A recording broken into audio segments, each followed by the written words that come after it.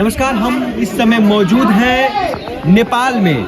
नेपाल के चितवन जिला में है, जहां पे वाल्मीकि आश्रम स्थित है।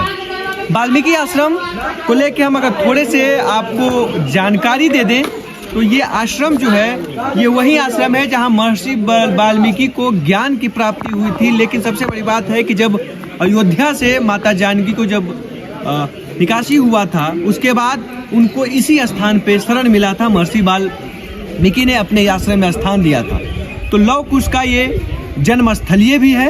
और सबसे बड़ी बात है कि ये जो पूरा इलाका है वाल्मीकि नगर जो कहा जाता है, जो पश्चिमी चंपारण बिहार का हिस्सा है, लेकिन यहाँ से एक नदी है, वो नदी नेपाल और भारत की सीमाओं का निर्धारण करता है।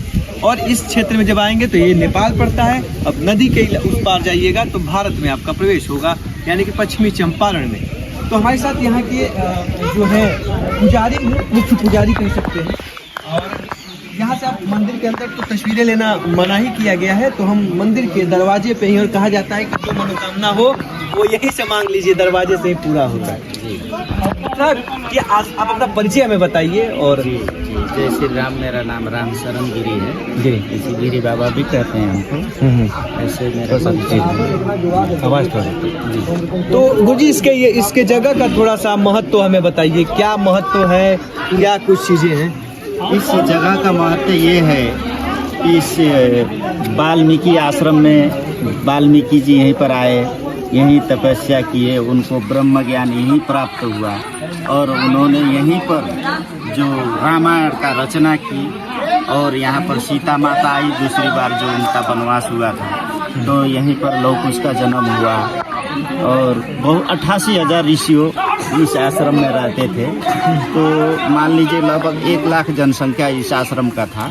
तो ये सारा इतिहास त्रेता युग की है, जो आप अध्ययन करके देख सकते हैं। तो आपको आईने की तरह मंदिर जो हमने बीच में देखा, मूर्ति जी, जो अयोध्या में जो राम लला का मंदिर बनाया गया है बाल स्वरूप में, उसका पूरा कहीं ना कहीं स्ट्रक्चर जो है, ये पीछे मंदिर जो हमें दिख रहा है उससे मिलता जुलता है। तो ये कौन से प्रभु का मूर्ति है, और ये कब का मूर्ति है, क्या है? जैसे कि हम लोगों का भारत और नेपाल का एक ही जैसे कि सनातनी धर्म है, हम लोग का संस्कृति जो मिलता है जुलता है एक आपस में। तो ये मूर्तियाँ जो एक ही तरह का, जैसे कि अयोध्या में बना हुआ मूर्ति है और यहाँ का मूर्ति त्रेता युग का देख सकते हैं। तो ये वैदिक सनातनी हिसाब से बना हुआ है। तो ये मतलब त्रेता युग की खुदाई में सब मिले मूर्तियाँ हैं, ऐसा नहीं है कि अयोध्या वाला ऐसा नहीं। अच्छा, बीच में जो है विष्णु भगवान के मंदिर, उसके जस्ट आगे जी कौन से, वो हरिहर जी हैं। यहाँ पर आधा शंकर जी हैं, आधा विष्णु जी हैं। इन दोनों आधा रूप को हरिहर कहा जाता है। हरिहर क्यों कहा जाता है? हरि और हर, हर मतलब महादेव हो गए, हरि मतलब विष्णु, जो श्री राम जी का विराट रूप भी कहा जाता है। जैसे कि हरिहर के स्थान में वाल्मीकि जी है, जैसे शिव जी का स्थान, और वाल्मीकि हरिहर ऐसा कुछ कहा जाता है कि जो गज और सोनपुर में हम गोजगरा का वो लड़ाई हुआ था, यहीं से शुरू हुआ था। जी हाँ, यही जो त्रिवेणी गजेंद्र मोक्ष धाम है, वहाँ से लड़ाई होते होते सोनपुर में अंत हुआ था। उसी समय भगवान विष्णु ने गज को उद्धार किए थे। गज को उद्धार किए थे। तो ये जो नदी है वो कौन सा नदी? ये तामसा नदी अति पावन नदी है, जहाँ पर सीता माता स्नान करती थी, लौह कुश नहाते थे, यहीं से जल भरती थी। ये अति पावन नदी है। आप शायद क्रॉस करके आए होंगे। माता जानकी का तपो जो पाताल जी, पाताल प्रवेश यहीं से हुआ। जी, यहीं से पाताल प्रवेश, यही पूरी सभाएं बैठी जी।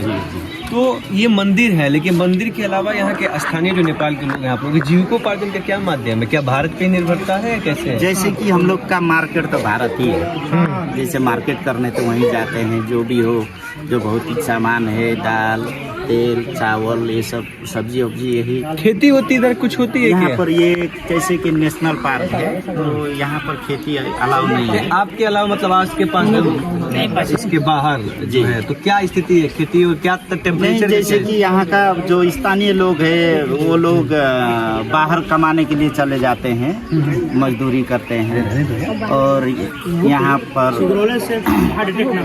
आश्रम का जो भी स्थानीय लोग हैं, यहीं पर अपना दुकान उकान करके पूजा दुकान करके रोजगार चला रहे हैं। पंडित जी कहाँ पंडित जी तो ये है मतलब तो कैसा चल रहा है, स्थितियाँ कैसी हैं देख रहे हैं, जैसे सीमाओं की स्थितियाँ कैसी हैं? सीमाओं की स्थितियाँ तो अच्छा ही है।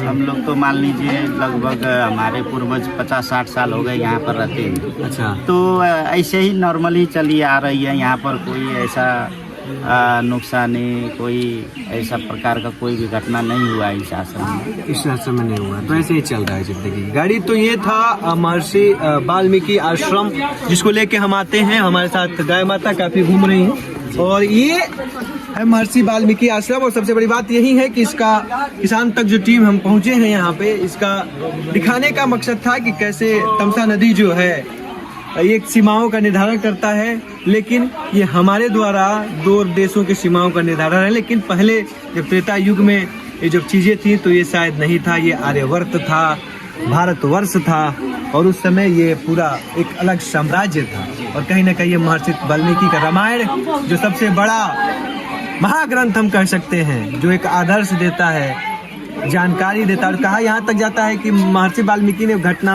कुछ होने से पहले ही लिख दिए थे बहुत चीजें। और वही उनको पहला बार जो संस्कृत का जो श्लोक कहा जाता है, यहीं से तमसा नदी के किनारे से उनको श्लोक प्रेरणा मिला। और श्लोक जो बोले तो श्लोक क्या था गुरु जी? श्लोक तो अभी अत्यंत नहीं है अभी हमारा।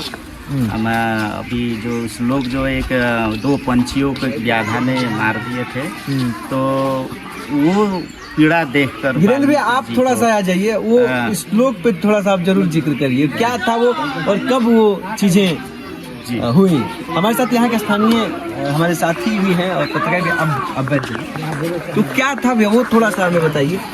एक्चुअली ऐसा है कि जब एक दिन की घटना है, महर्षि प्रातः काल इसी तमसा नदी में स्नान करने गए और जैसे ही वो नदी के किनारे पहुंचे, एक पक्षी है क्रोच, वो सहवास के मुद्रा में थे, वो अपने जोड़े के साथ थे।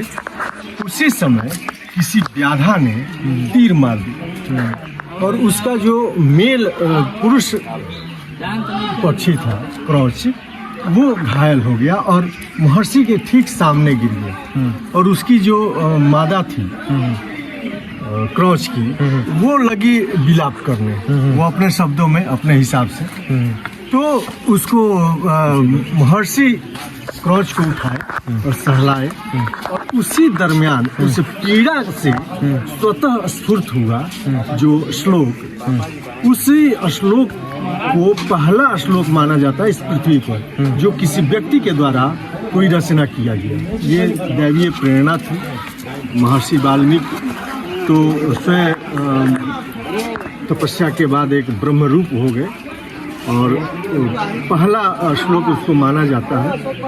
अभी वो श्लोक तो मुझे याद नहीं है, लेकिन यही उसकी मूल बातें। उसके बाद से रामायण की, और उसके बाद जो उनको प्रेरणा मिली रामायण महर्षि वाल्मीकि जी को, तो उन्होंने एक महाग्रंथ की रचना कर दिया जिसे रामायण कहा जाता है। और वो महाग्रंथ जो प्रभु श्री राम के विषय में था और उनके जन्म से पहले उन्होंने वो पूरी घटनाक्रम लिख दिया कि कैसे उनका अवतार होगा और वो कहाँ अवतार होगा, क्या क्या लीलाएं होंगी, इन सभी चीजों का विस्तृत वर्णन कथा तक लिखी जाती है। कथा उसमें लिख दी। जी हाँ, ये है महर्षि वाल्मीकि के आश्रम की खासियत, खूबियाँ और बहुत कुछ इससे इतिहास के पन्नों में खुशहाली वाला एक सुनहरा इतिहास जुड़ा हुआ है। तो हमारा भी मकसद था किसान तक का कि खेती बाड़ी, जंगल झाड़ तमाम चीजें दिखा रहे हैं, लेकिन इसको भी बताएं। अगर हम वाल्मीकि नगर आए हुए हैं तो इसको भी बताएं। जंगलों में आग लगने की घटना बढ़ गई है क्या? जी, जंगल में थोड़ा सा ऐसा है कि